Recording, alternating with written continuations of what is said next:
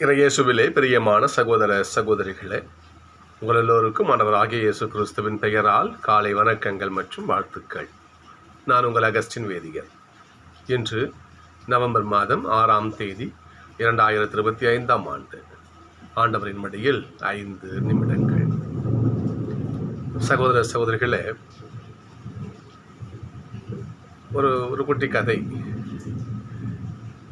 ஒரு குடும்பத்தலைவர் என்ன பண்ணார், வேலைக்கு போயிட்டு மிகவும் களைச்சி போய் வருவார். அவருடைய மனைவி ரொம்பவும் அக்கறையாக புருஷனுக்கு பிடிச்சதெல்லாம் சமைச்சு கொடுப்பாங்க. புருஷனுக்கு என்ன பிடிக்குமோ சமைச்சு அது கொடுக்க வழக்கம் எங்களுக்கு. ஒரு நாள் என்ன பண்ணாங்க, புருஷன் வரும்பொழுது முட்டை வாங்கி ஆம்லேட் போட்டு சமைச்சு வச்சுருந்தாங்க. புருஷனுக்கு முட்டை பிடிக்குமே சொல்லி வச்சுருந்தாங்க. வந்து பார்த்தாரு, அதை முட்டை ஆம்லேட் போட்டு வச்சுருக்கிறேன், இது அவிச்சு வச்சு எப்படி நல்லா இருக்குன்னு தெரியுமா எப்படி சொன்னார். எப்படி இன்னும் ஆம்லேட் போட்டிருக்கிற, இது அவிச்சு வச்சா எப்படி சூப்பராக இருக்குன்னு தெரியுமா சொன்னார். சரி, மறுநாள் மனைவி என்ன பண்ணாங்க, சரி நமக்கு முட்டை அவிச்சா நம்ம புருஷனுக்கு பிடிக்கும் போல இருக்குது சொல்லிட்டு என்ன பண்ணாங்க, அடுத்த நாள் முட்டை வாங்கி என்ன பண்ணாங்க, அவிச்சு வச்சாங்க. சரி, புருஷன் பாராட்டு வரும் ஒரு மகிழ்ச்சியிலேயே அவருக்கு. புருஷன் வந்தார், பார்த்தாரு, முட்டை அவிச்ச முட்டை சாப்பாட்டில் இருந்துச்சு. ஏம்மா, இந்த முட்டையை ஒரு ஆப்பாயில் போட்டுறக்கூடாது, என்னம்மா நீ அப்படின்ட்டு சரி சாப்பிட்டு வச்சு போகிறார். என்னடா புருஷன், நேத்தான் இது அவிச்சா பிடிக்குன்னாரு, இன்றைக்கி ஆப்பாயில் போடணுன்னு சொல்கிறாரு. இவ்வளோ ஆப்பாயில் பிடிக்கும்பொழுது அவருக்கு. சரி, மறுநாள் என்ன பண்ணாங்க, ஆப்பாயில் போட்டு வச்சாங்க. திரும்ப சொல்கிறாரு, நம்ம இப்படி வச்சுருக்கிற நீ, இதையே நீ ஆம்லேட் போட்டுருக்கலாம், சூப்பராக இருந்திருக்கும் அப்படின்னாரு. மனைவிக்கு ஒன்றுமே புரியல, என்னடா இது, இதை வச்சா இதுன்றாரு. சரி பார்ப்போம், இன்னைக்கு 3ஐயும் வைப்போம், புருஷங்களை பாராட்டுவார். சரி பண்ணாங்க, 3 முட்டையை வாங்கி, ஒரு முட்டை ஆம்லேட்டு, ஒரு முட்டை ஆப்பாயில், ஒரு முட்டை அவிச்சு வச்சாங்க. புருஷன் வந்தார், பார்த்தா 3 பிளேட்லேயும் 3 இருக்குது. என்னடா சொல்கிறது. இப்போ சொல்கிறார் அவர், இந்த முட்டையை அவிச்சிருக்கலாம், இந்த முட்டையை ஆப்பாயில் போட்டிருக்கலாம், இந்த முட்டையை ஆம்லேட் போட்டிருக்கலாம். எந்த மனைவிக்கு மன வருத்தம் இருக்கா சகோதரர்களே? ஏன் சொல்கிறேன்னா, ஒருத்தவங்க எதை செஞ்சாலும் குற்றம்னு சொன்னால் நம்ம என்ன தான் செய்ய முடியும்? ஏன்னா பிறரை குற்றவாளின்னு சொல்கிறது நமக்கு மகிழ்ச்சியை கொடுக்குது, அப்படிதானே? வச்சு பாருங்க பார்ப்போம். நான் உத்தம, நீ குற்றவாளி என்று பிறரை குற்றவாளி, பிறரை குற்றவாளியாக, பிறரை பாவியாக, பிறரை மாற்றுகின்ற பொழுது சந்தோஷம் அடைகிறாங்க எல்லாம். அது எப்படிப்பட்ட ஒரு இழிநிலை குணம் என்பதை இன்றைய வாசகம் நமக்கு சொல்லுது. சகோதரர்களே, இன்னைக்கு முதல் வாசகத்தை பாருங்க பார்ப்போம். இறந்தோர் மீதும் வாழ்வோர் மீதும் என்ன பண்றாரு, கிறிஸ்து ஆட்சி செய்கிறாரு. அவர் தான் அரசர். அவர் நல்லது கடந்து அவருக்கு கூலி கொடுப்பாரு. எது பாவம் எது புண்ணியம் அவர் பார்த்துப்பாரு. இறந்தோர் மீதும் வாழ்வோர் மீதும் ஆட்சி செலுத்தவே கிறிஸ்து இறந்தும் வாழ்கிறார். அவர் கிறிஸ்து அரசராக நம்மளும் ஆட்சி பண்றாரு. அதனால நல்லது கெட்டதெல்லாம் அவர் பார்த்துக்குவாரு. பாவ புண்ணியத்தை அவர் பார்த்துப்பாரு. நீ என்ன பண்ணாத, ஒருத்தவனை குற்றவாளின்னு சுட்டி காட்டாது. சகோதரர்களே, இன்னும் கீழே பாருங்களேன்.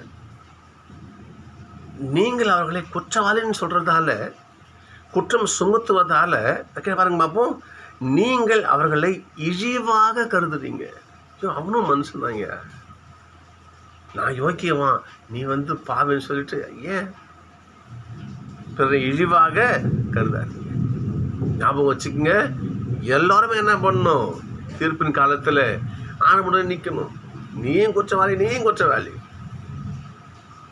புரிதுங்களா? எவனும் பாவமெல்லாம் உலகத்தில் வாழ்வது கிடையாது, எல்லாமே பாவிகள் தான்.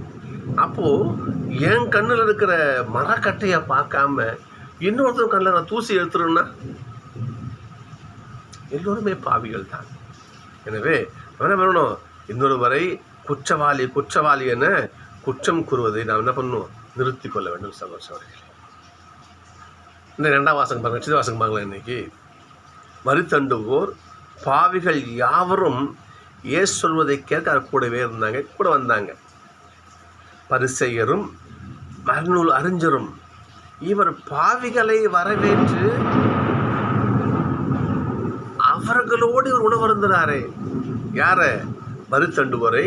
பிற மக்கள் இவங்க என்ன பண்ணுறாங்க? பாவிங்கன்னு சொல்லி காட்டுறாங்க பாருங்க.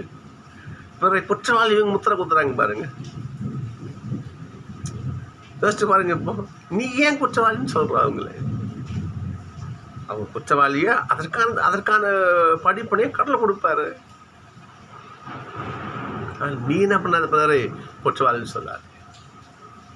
அந்த குற்றவாளி மனம் மாறி ஆண்டவர் பக்கம் சேர்ந்தா விண்ணகத்தில் அப்பேற்பட்ட மகிழ்ச்சி அடைகிறாங்களா கடவுளுக்கு. பாருங்க பாப்போம், ஒரு பாவி மனம் திரும்புதலின் பொருட்டு விண்ணகத்திலே அவ்வளோ மகிழ்ச்சி நடக்கும்.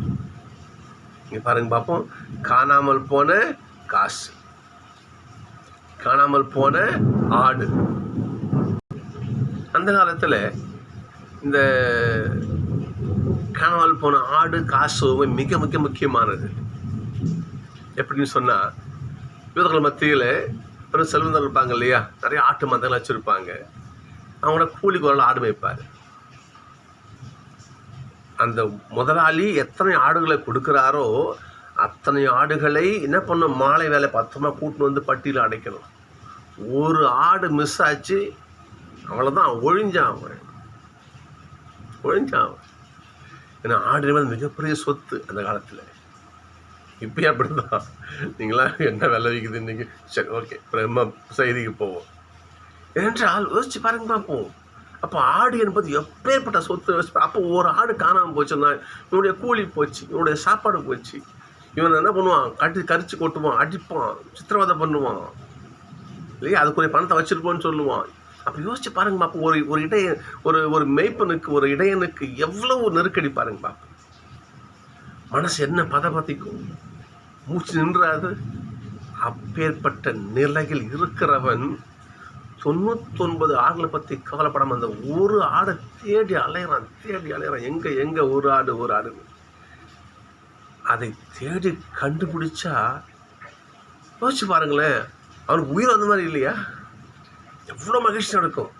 அந்த மகிழ்ச்சியை ஒரு பாவி மனம் திரும்புதலில் முன்னிட்டு விண்ணகத்தால் அப்பேற்பட்ட மகிழ்ச்சி உண்டாகும். ஏசப்பா ஏதோ உதாரணம் சொல்கிறாரு பாருங்க பார்ப்போம். அந்த உயிரே அவன் தான் எல்லாம் கொண்டுடுவான் முதலாளி. உன்னை அதை அந்த காணப்படம் ஆடு கிடச்சது உனக்கு உசுரை திரும்ப கிடச்ச மாதிரி. அப்பேற்பட்ட மகிழ்ச்சி இந்த பாவி நீ சுட்டி காட்டுற இல்லையா, பாவின்னு. அந்த பாவி மனம் மாறினால் அப்போ மகிழ்ச்சி கிடைக்கும். அடுத்து பாருங்க, காணாமல் போன காசு. பெண்கள், அதனால் அவர் பெண் வார்த்தை குறிப்பிடுறாங்க பாருங்க பார்ப்போம். அந்த இப்போது நிச்சயதார்த்தம் பண்ணுறாங்கல்ல, அப்படி நிச்சயம் பண்ணும்பொழுது மாப்பிள்ளை என்ன பண்ணுவார்? பொண்ணுக்கு ஒரு மோதிரம் போடுவார், பொண்ணு மாப்பிள்ளைக்கு ஒரு மோதிரம் போடுவாங்க. அது வழக்கமான நம்ம. இதே போல் அந்த யூதர்கள் மத்தியில் என்ன பண்ணுவாங்களாம்?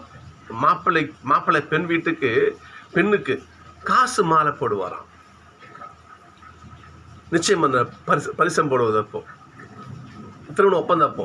ஆனால் அந்த காசு மாலையை அந்த பொண்ணு என்ன பண்ணணும்? திருமணம் வரை பத்திரமா பார்த்துக்கணும். அதுக்கு காசு, அந்த பொருளை பத்திரமா பார்த்துக்கணும். அதை ஒன்று மிஸ்டேக் ஆனால் கூட உன் வாழ்க்கையே போச்சு. இப்பேற்பட்ட ஒரு அலட்சியமான பொண்ணையாகவும் கட்டிக்காமல் போயிடுவாங்க அவங்க. அப்பேற்பட்ட நிலையில் அந்த ஒரு பொண்ணுக்கு என்ன பண்ணுது? ஒரு காசு தொலைஞ்சு போச்சு. காசு மாலையிலேருந்து தேடுறா. அதில் தான் வாழ்க்கையே இருக்குது.